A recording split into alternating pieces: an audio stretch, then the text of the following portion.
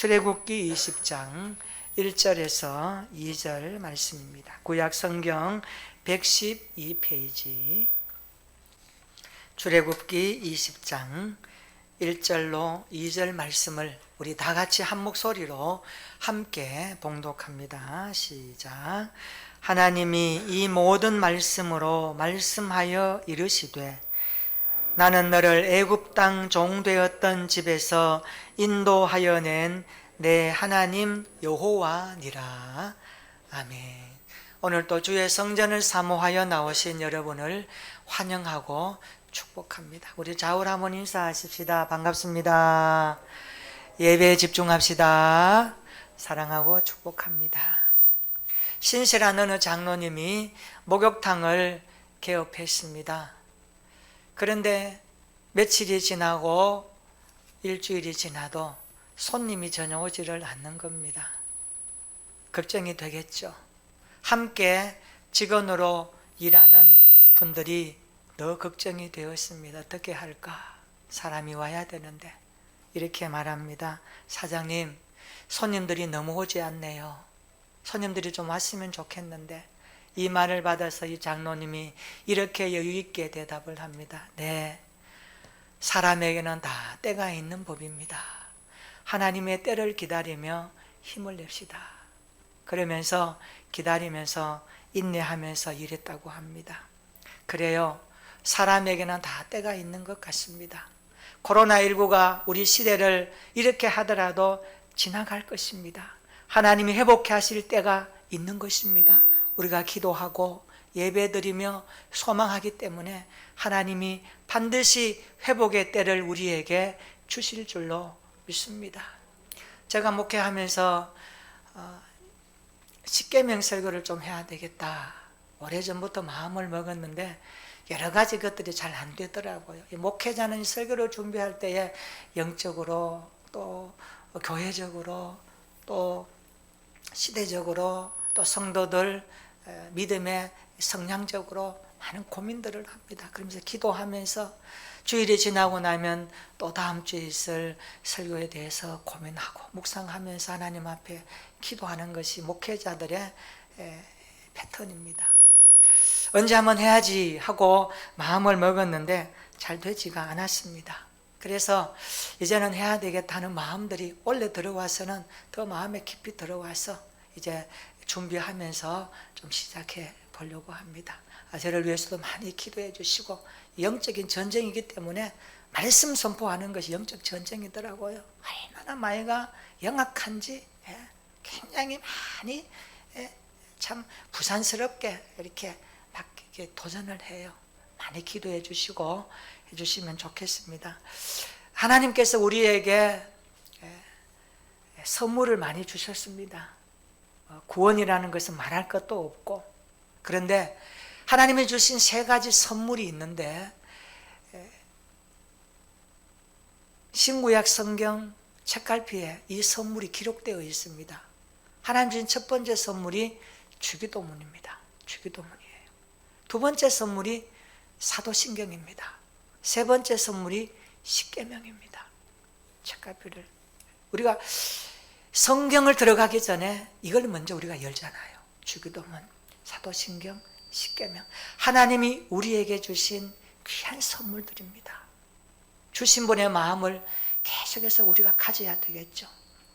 그런데 이 십계명은 오늘 우리에게 많이 들어왔고 또 알고 있는 내용들입니다. 오늘부터 이 십계명을 좀 살펴보려고 합니다. 함께 씨름하면서 나아가고자 합니다. 여러분들도 함께 동참해 주시기를 바랍니다. 십계명 신앙생활이 무엇일까?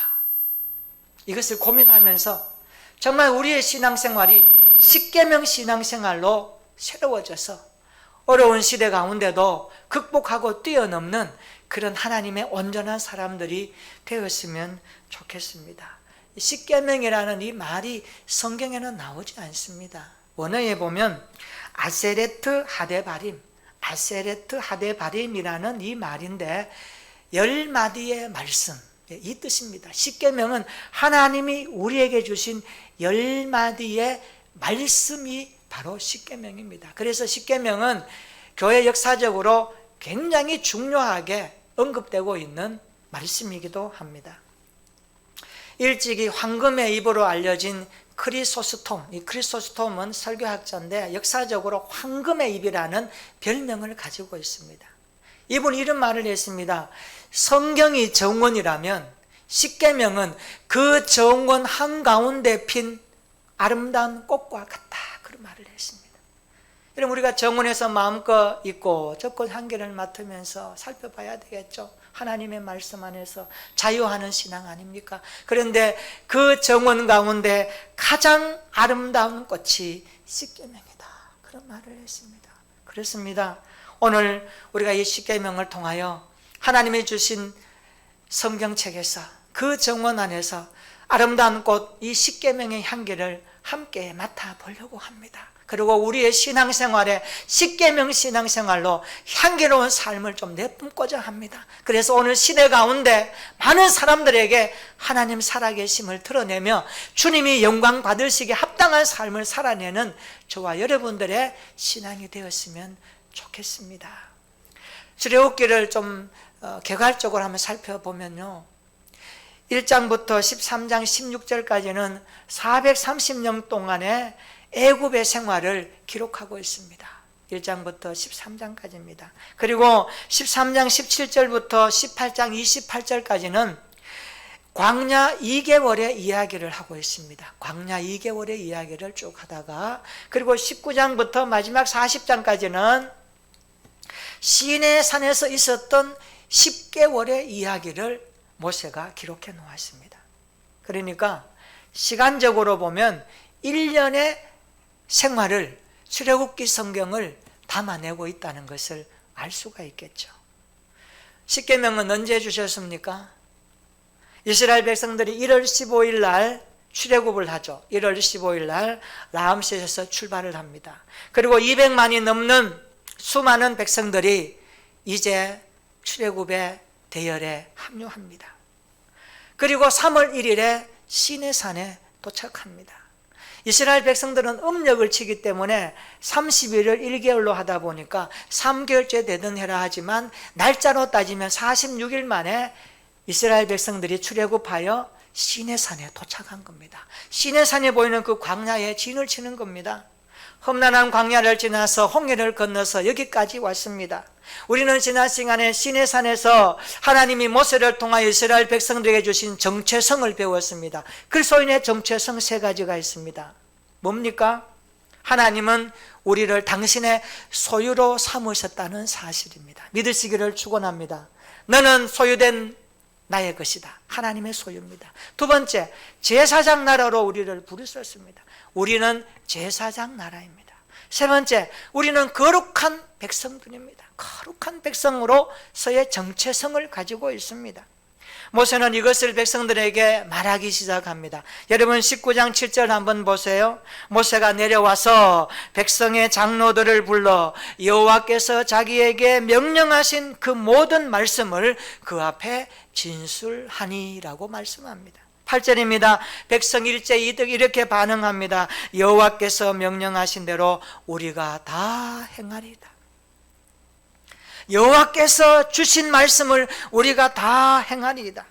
시내산에 도착한 이스라엘 백성들은 모세를 통하여 하나님이 주시는 말씀을 우리가 다 행하리이다라고 그렇게 말하고 있습니다. 그리고 그곳에서 3일 동안의 거룩한 예식을 그들이 행하고 있습니다.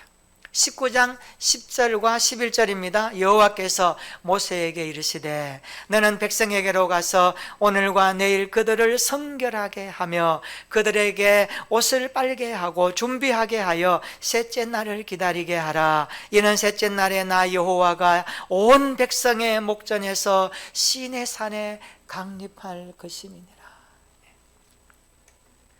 여호와께서 시내산에 강림하겠다라고 말씀하십니다. 하나님의 존재 방식이 2가지가 있습니다. 첫째는요, 하나님은 초월하여 계십니다. 초월해 계시는 하나님. 시간과 공간을 초월해 계시는 하나님.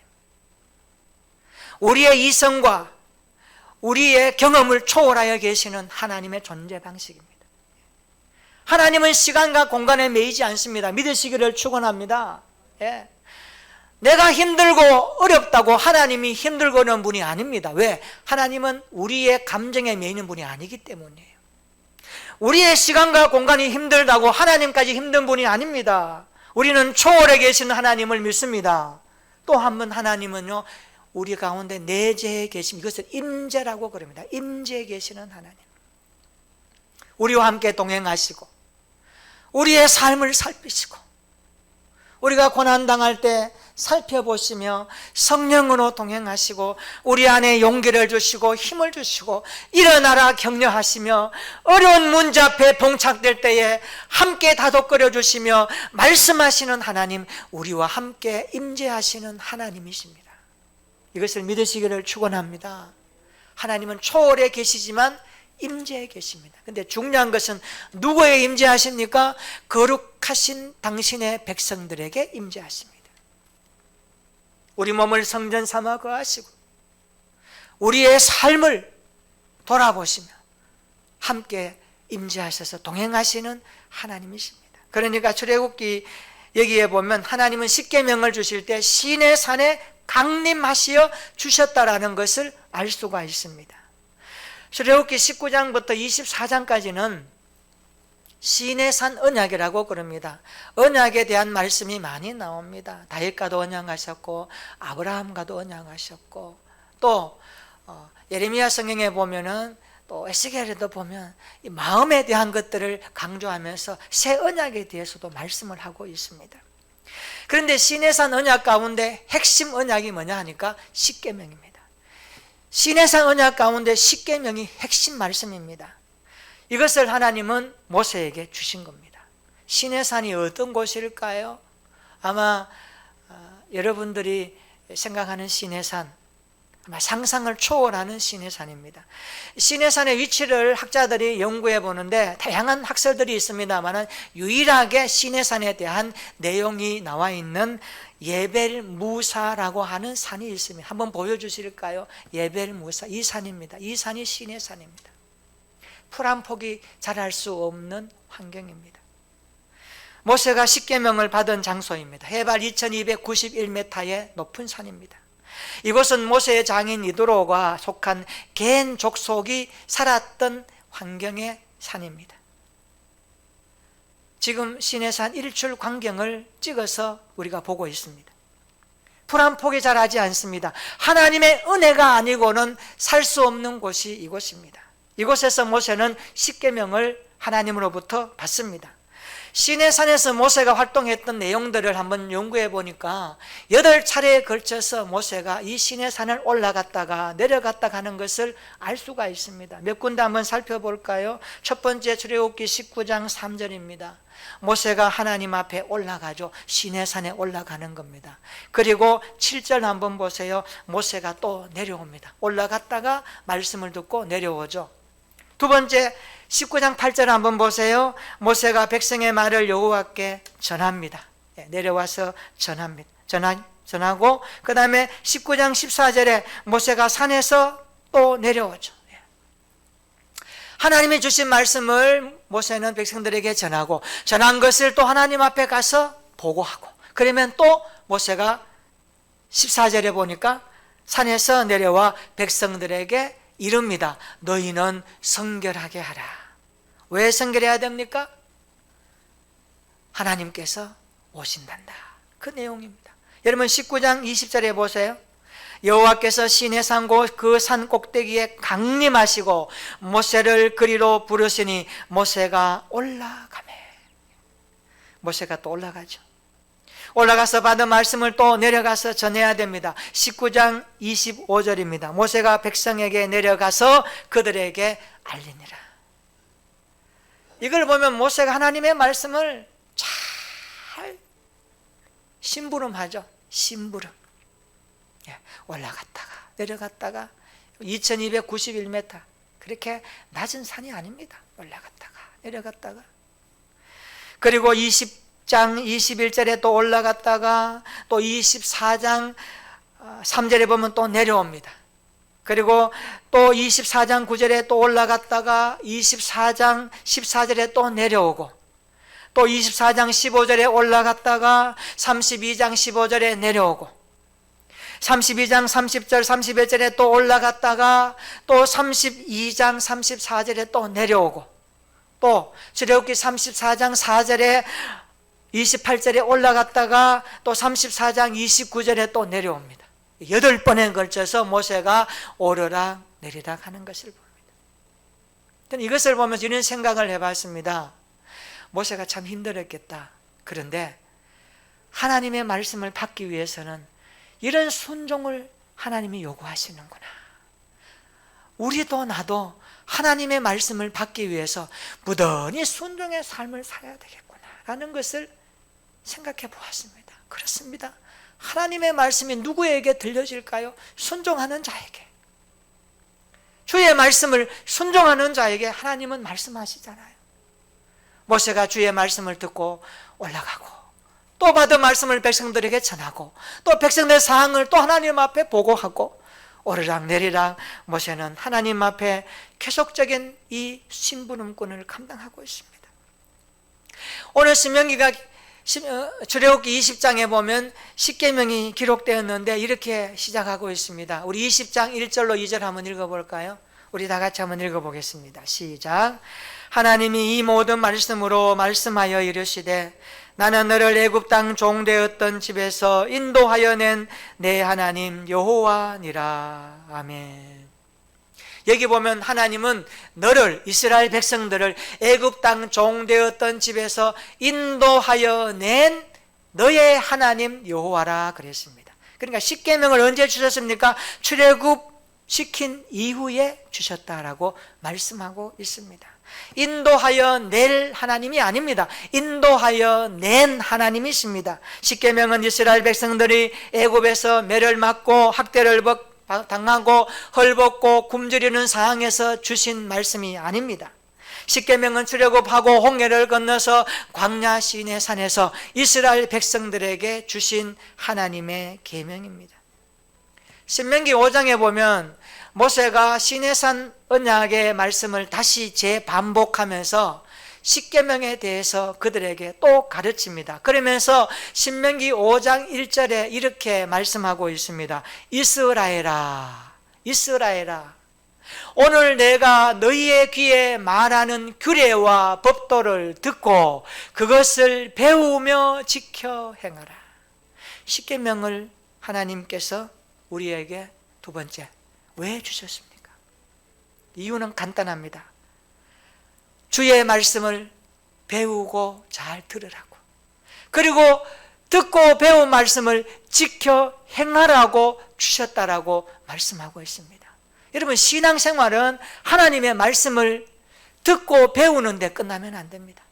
듣고 배우는 사람의 특징은 머리는 큽니다. 그런데 지켜 행하는 데까지 나아가야 합니다. 이것이 신앙생활의 적용입니다. 그래서 예수님은 마태복음 28장에 내가 너희에게 분부한 모든 말씀을 지켜 행하라, 지켜 행하라, 지킬 때까지 가르쳐라. 이것이 제자의 삶이죠. 오늘 저와 여러분들이 주님이 주시는 십계명 말씀을 듣고 배워서 지키고 행하는 데까지 나아갈 수 있는 믿음의 성숙함이 있기를 예수님의 이름으로 축원합니다. 여러분, 지켜 행할 때에 우리에게 오는 보람이 있어요. 우리에게 주어지는 결과물이 있어요. 그게 뭡니까? 행복이거든요. 주의 말씀을 듣고 지켜 행할 때에 우리에게 얼마나 큰 행복이 된다는 것을 우리는 경험하면 알 수 있지 않습니까? 뿌듯해요. 감격이 있어요. 눈물이 있어요. 야, 이래서 하나님이 나에게 이 말씀을 주셨구나. 그 작은 말씀 한 절 한 절 듣고 배우고 익히고 깨달아서 지키고 행했더니, 아니 행하려고 순종만 했더니 하나님 이런 은혜와 감격을 주시는구나. 그래서 십계명은 우리 구원받은 백성들이 믿음 생활할 때에 더 행복하라고 우리에게 주신 축복의 말씀입니다. 믿으시기를 축원합니다. 그런 면에서 십계명은요, 행복의 울타리와 같은 것입니다. 행복의 울타리예요. 행복의 울타리가 있어요. 너희가 이 선을 넘어가면 불행해진단다, 위험하단다.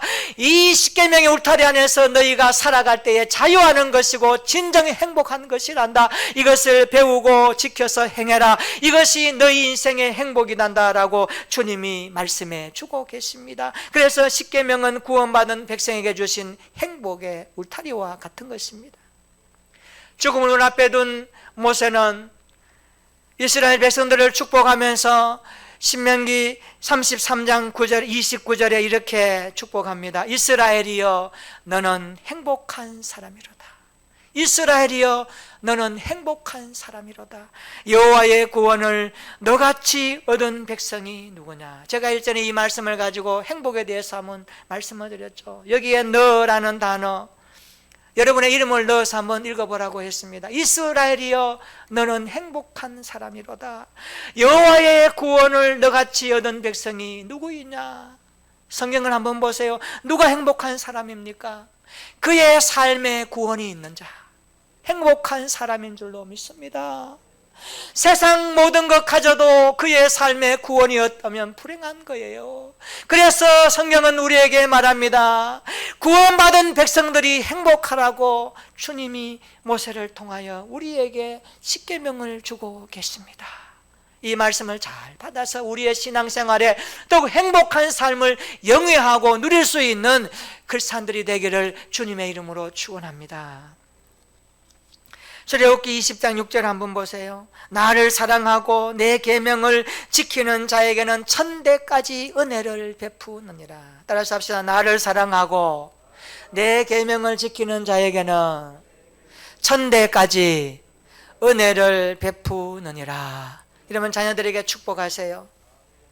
내가 너에게 축복한다. 하나님을 사랑하라. 그의 계명을 지키라. 그러면 하나님이 너의 인생에 천대까지 은혜를 베푸시고 복을 주실 것이다.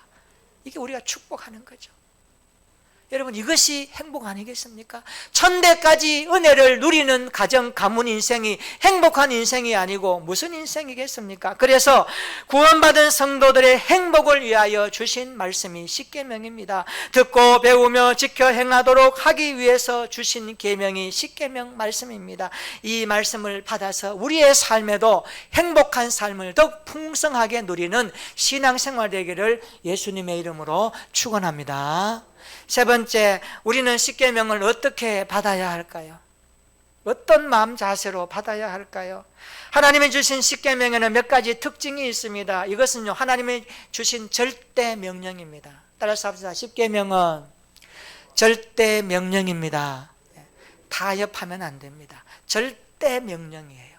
두 번째, 십계명은 도덕의 절대 기준입니다. 도덕의 절대 기준. 여러분, 세상에 도덕 윤리 말하지만 절대 기준이 없어요. 십계명이 도덕의 절대 기준입니다. 도덕의 절대 기준이에요. 세상 사람들이 도덕에 대해서 말할 때, 윤리의 기준에 대해서 말할 때 십계명을 말해야 됩니다. 여기 봐라. 십계명은 도덕의 절대 기준이다. 우리가 이 기준대로 살아야 된다. 그 내용을 우리에게 말씀하고 있습니다. 그리고 세 번째는요, 이 말씀은요, 모두가 예수 그리스도를 향하여 나아가고 있습니다. 예수 그리스도를 향하여 나아갑니다. 하나님이 주신 절대 명령, 도덕의 절대 기준, 예수님을 가리키고 있는 십계명을 우리는 어떻게 받아야 할까요? 오늘 20장 1절 한번 보세요. 하나님이 이 모든 말씀으로 말씀하여 이르시되, 이 모든 말씀으로 말씀하여 이르시되, 하나님께서는 이스라엘 백성들을 400년 노예 생활에서 해방시킨 후 3개월 만에 시내산에서 십계명을 말씀하십니다. 십계명을 주실 때에 그 삶의 분위기를 보면요, 우리가 십계명을 어떻게 받아야 될지에 대한 내용을 알 수가 있습니다. 너무 엄숙하고 하나님을 경외할 수밖에 없는 상황들을 하나님께서 만들어 가십니다. 이런 분위기 속에서 하나님께서 시내산에 강림하시죠. 여러분, 출애굽기 19장 16절 한번 보세요. 셋째 날 아침에 우레와 번개와 빽빽한 구름이 산 위에 있고 나팔 소리가 매우 크게 들리니 진중에 있는 모든 백성이 다 떨더라. 모세가 하나님을 맞으려고 백성을 거느리고 진에서 나와 산기슭에 서 있습니다. 출애굽기 19장 18절 19절 한번 읽어볼까요? 같이 한번 읽어봅니다. 18절 19절 시작. 시내산에 연기가 자욱하니 여호와께서 불 가운데서 거기 강림하심이라. 그 연기가 옹기 가마 연기같이 떠오르고 온 산이 크게 진동하며 나팔 소리가 점점 커질 때에 모세가 말한즉 하나님이 음성으로 대답하시더라. 아멘. 우레와 번개, 빽빽한 구름과 나팔 소리, 자욱한 연기, 불, 지진 중에 하나님께서 육성으로 말씀하셨습니다. 여러분 한번 생각해 보십시다. 여러분이 지금 그곳에 있다면 여러분 어떤 마음이 들까요? 하나님께서 육성으로 십계명을 말씀하실 때 그때의 심정이 어떠했을까요? 두려워 떨지 않겠습니까? 시내산에 강림하신 주님, 그곳에 우리가 함께 서 있다면 오늘도 마찬가지입니다. 하나님의 말씀 십계명을 받을 때에 우리 성도 한 사람 한 사람은 두렵고 떨림으로 받아야 합니다. 두렵고 떨림으로 받아야 합니다. 이 말씀은 나에게 주신 말씀이구나. 내 인생의 행복을 위하여, 내 인생의 삶의 질적 수준이 행복하도록 만들어 가시기 위하여, 출애굽한 이후에 광야 같은 세상에 사는 저와 여러분들을 위하여 오늘 교회에 주신 하나님의 말씀임을 알고 이 말씀을 두렵고 떨림으로 받을 수 있는 우리 모두의 믿음이 되기를 예수님의 이름으로 축원합니다. 이런 상황을 하나님이 왜 만들어 가실까요? 십계명을 주실 때 이런 하나님이 왜 이렇게 하실까요? 십계명은요, 성경의 정문에서 가장 아름다운 꽃이기 때문에 그래요. 이 십계명을 요약해서 예수님은 말씀하실 때에 대강령으로 말씀하시면서 하나님 사랑과 이웃 사랑으로 종결 짓습니다. 예수님이 하신 말씀도 십계명의 뿌리와 원리를 가지고 있습니다. 그래서 구약과 신약은 동일하게 하나님의 말씀인 것입니다. 믿으시기를 축원합니다. 우리의 행복을 위해서.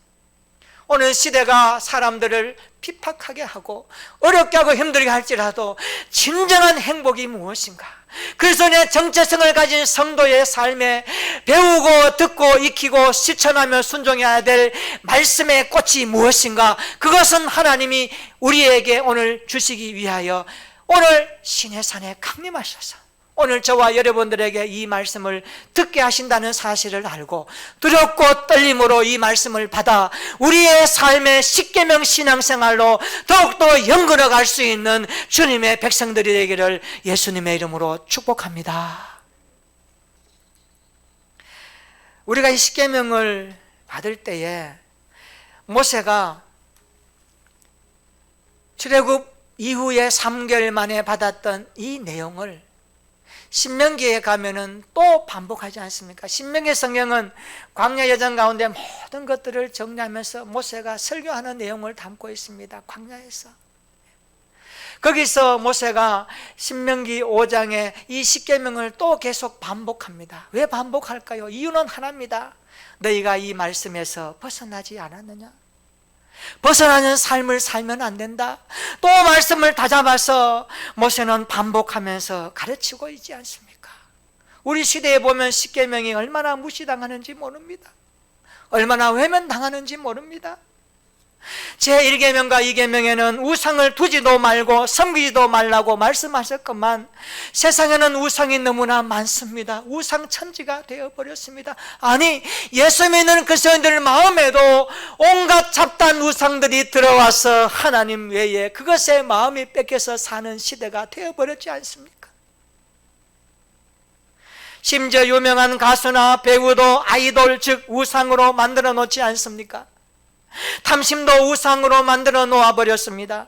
명예도 쾌락도 그리고 돈도 우상이 되어버린 시대가 되었습니다. 그래서 탐심 앞에, 명예 앞에, 탐욕 앞에, 쾌락 앞에, 돈 앞에 많은 사람들이 쩔쩔매고 있습니다.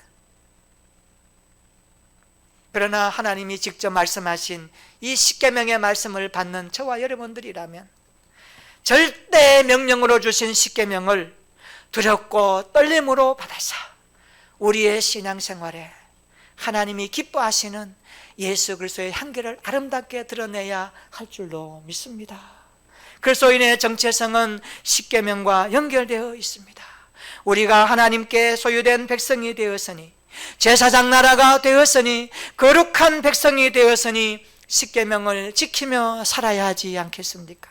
나의 삶을 통해서 하나님께 영광을 돌려드리고 내 주변 누군가에게도 선한 영향력을 끼치며 살아야 하지 않겠습니까? 이것이 그리스도인의 사명인 것입니다. 영국의 유명한 선교사 가운데 중국 내륙 지방에 선교한 허드슨 테일러라고 하는 선교사가 있습니다. 선교 역사에 참 귀한 분입니다. 그분은 중국을 위해서 인생을 살았던 사람입니다. 허드슨 테일러에게는 아주 머리가 똑똑하고 아주 명석한 형이 한 명 있었습니다. 존 테일러라고 하는 형입니다. 존 테일러는요, 머리가 뛰어나고 공부도 잘했다고 합니다. 나중에 정치에 투신하게 되는데 정치에서도 활약을 많이 했지만 그의 인생은 결국 자기 권력, 자기 권세 지키는데 힘을 쏟다가 인생을 끝났던 사람입니다. 그러나 그의 동생 허드슨 테일러는 자기의 젊음을, 자기의 일생을 주님을 위하여, 교회를 위하여, 중국을 위하여, 복음을 위하여, 선교를 위해서 살다가 인생을 마쳤습니다. 그런데 영국의 브리테니커 사전, 영국의 대사전이죠. 여기에 그의 형과 동생을 같이 명기했는데 형에 대해서 선 분량과 동생에 대해서 선 분량이 하늘과 땅 차이입니다. 영국 브리테니커 사전에는 존 테일러에 대해서 한 줄만 설명해 놓았습니다. 존 테일러, 정치가, 허드슨 테일러의 형, 요 한 줄로 그의 인생을 평가한 겁니다. 그러나 허드슨 테일러는 많은 지면을 할애하면서 그의 생애에 대해서 내용을 소개하고 있습니다. 한번 생각해 봅시다. 우리 짧은 인생 살다가 주님 앞에 섰을 때, 주님께서 우리 인생을 돌아보며 평가하실 때 몇 줄로 평가받고 싶습니까? 그저 한 줄. 우리는 이 땅을 살아갈 때에 선한 영향을 끼치며 살아야 됩니다. 이게 복음의 향기입니다. 저와 여러분들이 이런 날들을 기대하며 하나님이 주신 십계명 말씀으로 신앙생활하여 아름다운 이 십계명의 꽃향기를 듬뿍 맡아 우리 안에 스며들게 하여 예수 그리스도의 향기가 우리의 삶을 통하여 또 투영해내는 가운데 많은 사람들을 옳은 대로 인도하는 복음적 사명을 잘 감당하는 21세기에 선한 영향력을 끼치는 저와 여러분들이 되었으면 참 좋겠습니다. 어느 교회에 70년사가 나왔습니다. 그 70년사를 준비했던 한 분이 이런 말을 했습니다. 저희 교회 70년사를 연구하고 쓰면서 많은 것을 깨닫고 보았습니다. 그런데 70년 동안 살아오면서 수십 년 동안 많은 사람들이 머리를 맞대고 다투고 싸웠습니다. 그런데 그 싸운 사람들에 대해서 70년 사위원회가 딱 한 줄로 마무리하고 넘어갔습니다 라는 말을 했습니다. 그 한 줄이 뭘까요? 그분들의 영향력은 싸우다가 끝났다라는 그것밖에 없었다고 합니다. 얼마나 불행한 인생이었습니까? 우리가 하나님 앞에 살아내는 인생, 하나님 앞에서는 그날까지 선한 영향력으로 복음적 말씀 십계명과 함께 우리의 믿음이 아름답게 연결고 열매 맺어 세상 많은 사람들에게 훈훈한 감동의 사람으로 살아내는 21세기 참된 그리스도인들이 다 될 수 있기를 예수님의 이름으로 축원합니다. 십계명은 우리를 죄의 종에서 인도하여 내신 후에 주신 말씀입니다. 십계명은 하나님께서 직접 말씀하신 계명입니다. 구원받은 성도들의 행복을 위하여 주신 말씀입니다. 듣고 배우고 지켜 행하라고 주신 계명입니다. 우리 모두 하나님께서 절대 명령으로 주신 십계명을 두렵고 떨림으로 받아서 지키고 신앙생활하여 21세기에도 하나님이 기뻐하는 삶을 살아냈으면 좋겠습니다. 우리 모두 십계명 신앙생활로 풍성해지기를 예수님의 이름으로 축원합니다. 그렇다면 십계명 제1계명은 무엇을 말씀할까요? 다음 시간에 기대해 주시기를 바랍니다. 기도하겠습니다.